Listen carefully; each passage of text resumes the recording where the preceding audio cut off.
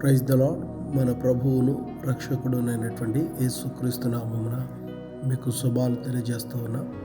ఈరోజు దేవుని యొక్క వాక్యము యెషయా గ్రంథము 60వ అధ్యాయము 22వ వచనం. ఎన్నిక లేని వాడు బలమైన జనముగును. ప్రియమైన సహోదరి సహోదరుడా, బలమైనటువంటి దేవుడు ఎప్పుడూ ఎక్కువగా బలహీనులైనటువంటి వారి వైపే ఉంటాడు. దానికి కారణం, బలహీనుల మీద కొందరు తమ బలాన్ని చూపిస్తారు, తమ అధికారాన్ని చూపిస్తారు. వారు పైవారిగా ఉండుటకు అబద్ధాలను సృష్టిస్తారు, అన్యాయాన్ని జరిగిస్తారు. దీనులు బలహీనులు వారిని ఎదిరించలేక కొన్ని సందర్భాలలో మౌనులై ఏమీ చేయలేని వారిగా ఉంటారు. కానీ దేవుడు వారి పక్షంగా నిలబడతాడు. వారిని బలపరచుటకు, నిలబెట్టుటకు, న్యాయం జరిగించుటకు దేవుడు ఎన్నిక లేని వారి పక్షమున నిలబడతాడు. అప్పుడు బలమైనటువంటి వారి కంటే బలహీనులే బలవంతులవుతారు.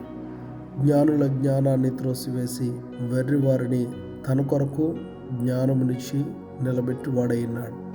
బైబిల్ నందు కనబడుచున్నటువంటి వాక్యములో ఎక్కువగా దేవుడు ఎవరి పక్షంగా ఉన్నాడు అంటే, దీనుల పక్షంగా దేవుడు ఉన్నాడు, బీదల పక్షంగా దేవుడు ఉన్నాడు, అన్యాయము నొందిన వారి పక్షంగా దేవుడు ఉన్నాడు, విధవరాల పక్షంగా దేవుడు ఉన్నాడు.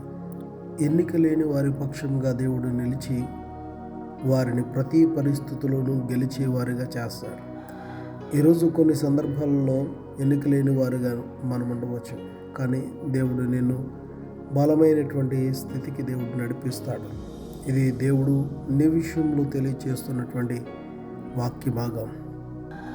నిన్ను బాధించినటువంటి వారి కంటే, నిన్ను అవమానించిన వారి కంటే బలమైనటువంటి వారిగా ఉన్నతమైనటువంటి స్థితిలోనికి దేవుడు నిన్ను నడిపిస్తాడు. నిశ్చయముగా దేవుడు నిన్ను ఆ రీతిగా హెచ్చించి నడిపించునుగాక.